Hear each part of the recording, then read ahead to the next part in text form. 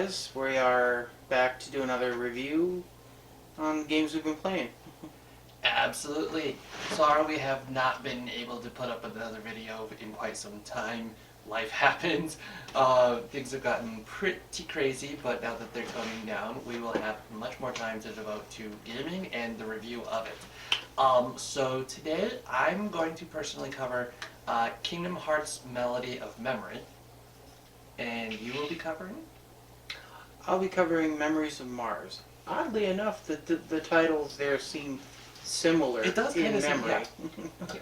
So, Kingdom Hearts Melody of Memory. What do I think of the game? Well, it's fun. It's kind of another one of those Kingdom Hearts fillers. If you've ever played like Guitar Hero, Dance Dance Revolution, you're going to have an easy time with this game. It is a rhythm game. You can go through the quote-unquote world tour mode, which is just kind of similar to the normal world maps of the previous Kingdom Hearts games in the franchise. But in this case, you play up to 1 or 2 songs apiece, depending on the world, and you earn stars in order to get past certain places. You unlock videos, and these videos, up to a certain point, are just memories that Kairi is talking about of what she remembers of the previous games. So a lot of it is going to be rehashed unless you've never played the franchise, in which case this is kind of a previously on Kingdom Hearts, kind of similar to what they would do for like Dragon Ball Z or something like that. So it's nothing really incredibly new until the very end, and I'll get there.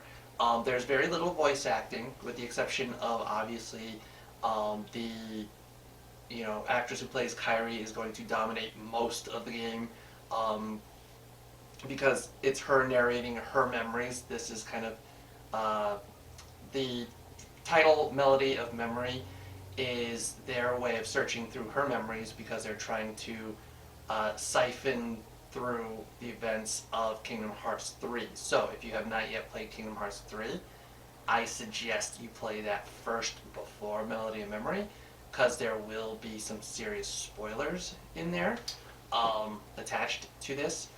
However, the most chunk of the voice acting will hit in the final, what they call the final world. You'll play through some, you'll play through some songs like you normally would, rhythm game and everything like that. But I will say, in between of those particular songs, you basically will get the warning.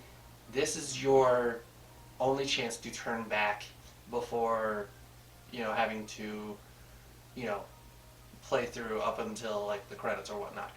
So if you want to go back and do more first, you can.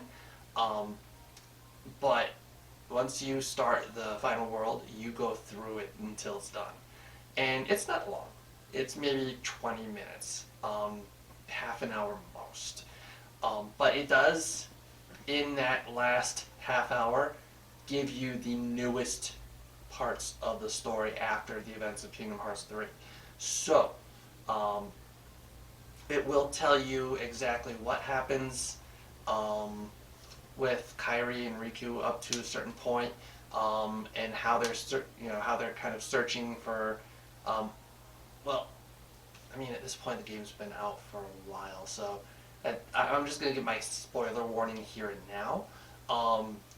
After the events of Kingdom Hearts 3, Sora's disappeared. He's vanished. His heart and his body are in a completely different location after sacrificing himself to save Kairi.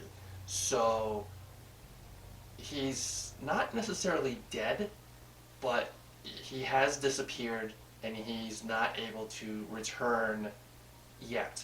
So what you will find out is how they will basically tie into the upcoming Kingdom Hearts 4 when they do announce everything for that. But clearly they're going to do a Kingdom Hearts 4 because of the fact that they put a continuation of the story in this. It's not necessarily a Guitar Hero's greatest hits type of thing. So, what do I think of the game overall? The music is great. You are basically kind of going Guitar Hero with this. I keep making reference to it, but it is so much like Guitar Hero, it's not even funny. There's so many similarities, you can't turn back from that. Um, which isn't necessarily bad, but if you've kind of been through the rhythm game um, once or twice or 300 times, you kind of know what to expect. Um, Now, there's a wide variety of songs. You are not gonna get through this game within a day. I'd say two at most total to play through at least the bare bones of the story. Now, once you beat the final world, there are um, three side worlds that you can't unlock until you get like 280 stars. I have yet to get there. I'm this close to getting there. So I've decided to have the completionist attitude towards it. I want to 100% this game, so I can't do that without beating those three worlds. And then I can move on to, you know, to something else. So, I don't know what songs those are right now, like, and that's driving me nuts. Because you just, when you play a game, and I'll leave it to you to confirm for your own perspective on it. But for a game, you want to beat the thing, you want to complete it, and if there's worlds that you have not yet touched, you want to go through them. That's exactly what I'm feeling right now, which is good. It's like in that way, it's supposed to make you want to keep playing this game. So that's kind of a double-edged. It's a blessing and a detriment. It really depends on how you want to attack this game if you play it. It's definitely something you want to do recreationally as well. Like if you want to just go through in a day and try to beat this thing, I salute you. May the odds go ever in your favor. But I just pace it out. Like, it's not a horrible game. It is something you want to continue to play. It's not an addiction. It's not something like Skyrim or at this point Final Fantasy VII Remake to that extent. But it is good enough to where you want to see the story continue. And I'm glad they at least chose to do that. So at this point, I usually rate 5 stars. I think that's what I did for the last review for Cobra Kai. I'm actually gonna rate this, I'd say 4.5 stars. It is extremely entertaining and fun to play. The controls are easy to access for anybody who wants to really get into it.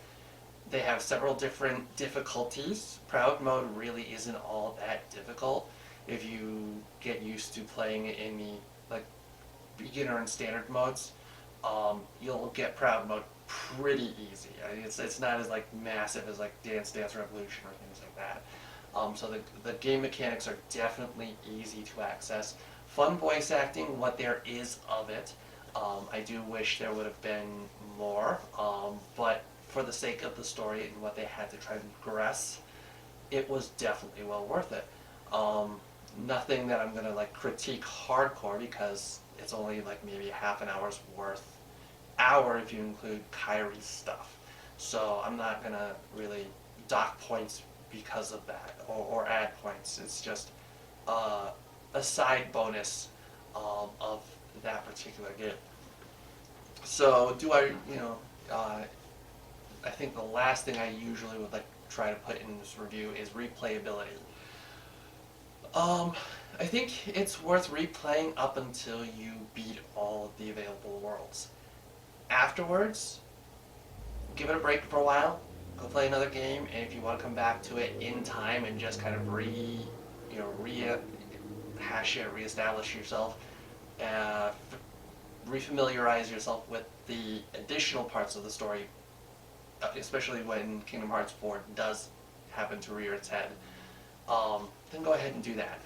But it isn't something that I would like say you'd play 500 different times after the first beating of it. I'd say 2 playthroughs at most, and then just choose when, where, and how you'd like to attack it in the future. So, as for games that I'm in the works to try and review for next time, I'm almost done with revisiting the Devil May Cry reboot, the one with Emo Dante. So that's definitely going to be on my list. It's the one I'm closest to beating. And then I want to try to do 2 games for next time. So my goal before next review is to beat Final Fantasy VII Remake and give a proper review of that. So that's it for Kingdom Hearts Melody of Memory on my part. So how about your particular? Welcome back, guys. I'm not entirely sure what happened. Something happened toward the end of the review where mine got cut off.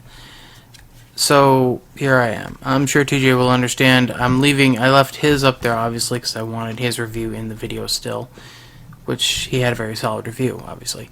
In other words, Memories of Mars, I just wanted to review to say that it is a survival Mars game.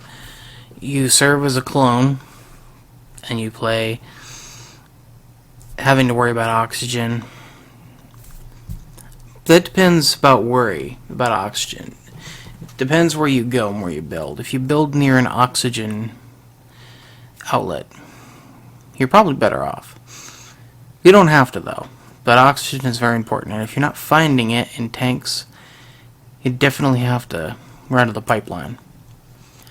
But getting into the survival aspect of it is you find yourself as a clone on Mars with a lot of killer robots, different types of classification robots. And most of these robots, drones we'll call them if anything, some don't pose too much of a threat in the beginning. In the beginning, though, if you start going after harder targets, such as known outposts that consider to be more harder, then you are biting off more than you can chew. And I ended up doing just that at one point. But in comparison to, say, what I was trying to say earlier, that obviously you didn't see, comparing it to Ark, but you're limited to point agent Ark, which is where the clan system comes in place, or tribe system. In this game, you can run in it single player all the way if you want to. There's an alliance system. An alliance system allows you to work with people. You can choose to set your bases and different accesses based on who built the computer terminal.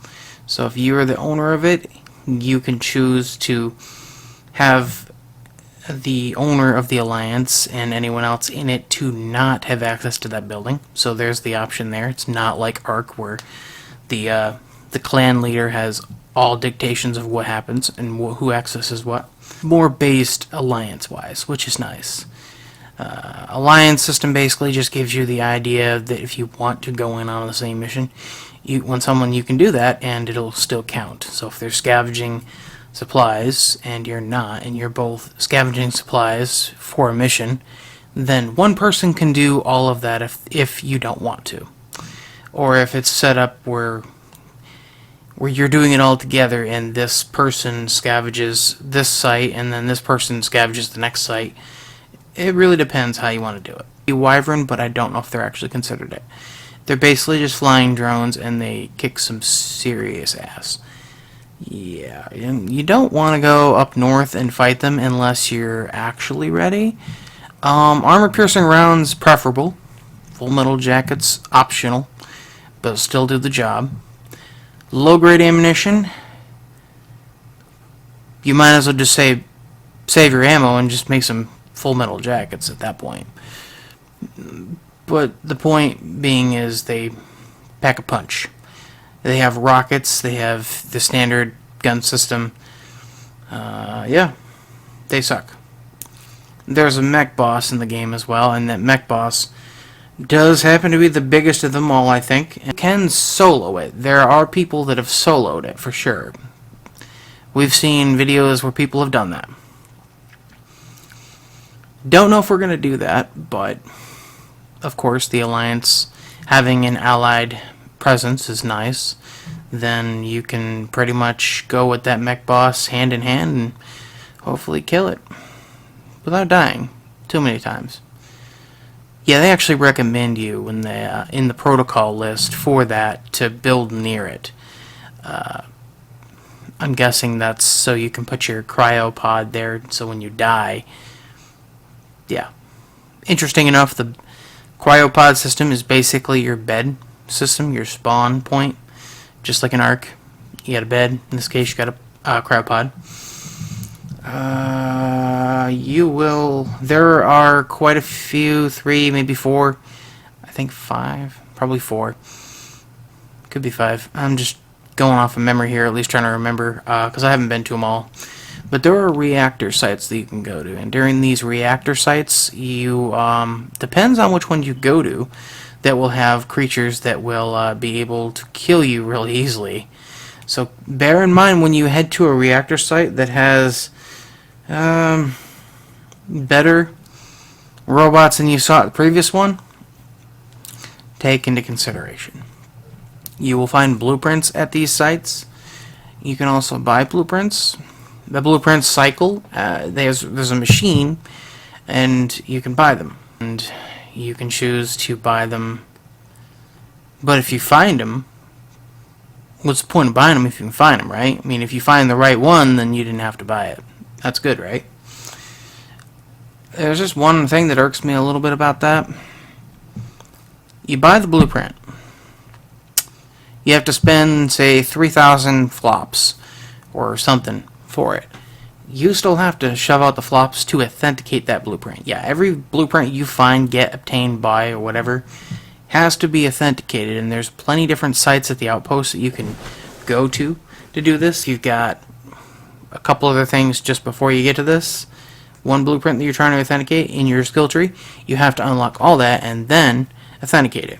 The protocols, I would probably recommend, and I probably should have said this in the beginning, I would probably recommend that you do the protocols upon joining and starting up. Reason being is it's easy flops. It really is. And as I said, flops are the currency. Skill tree, pretty much earn unlimited flops, so it's cool. You can stockpile. You're probably better off picking and choosing what you unlock at first. But do all the protocols. They will give you flops, and they will give you more flops in the end. The official servers, in my mind, they are... Oh, no. They're probably not as bad for some people, but I've played on them. A couple of buddies have played on them. Sometimes they lag completely. There's just overpopulation in certain ones. Oh, it's terrible. And that's kind of unfortunate. But there is the rented server network, and we started on one of those after we decided not to go on a official. We joined a PvE server. So it was nice. It wasn't horrible. There was low population. There was still people playing. We opted in the end to rent our own server. It's a 10-slot server that we currently have open. And if you are interested at all, I can always list my Discord link down below and list any and all servers we host. So one Discord, and we also host an Ark server, so you'll probably see that on there too. 10-slot Ark server. Yeah, if anyone wants to join, or if you feel like it, and it's really all going to depend how many people we got and how many people we want to join the server, because I can always up the number, but we have to make sure that we have the right amount of slots. Oh, and there is one more thing I wanted to add in here. As far as I know, they're going to be implementing vehicles, so that's probably a nice thing. 8 vehicles per map in my review, and I've tried to actually keep this a little under a length, but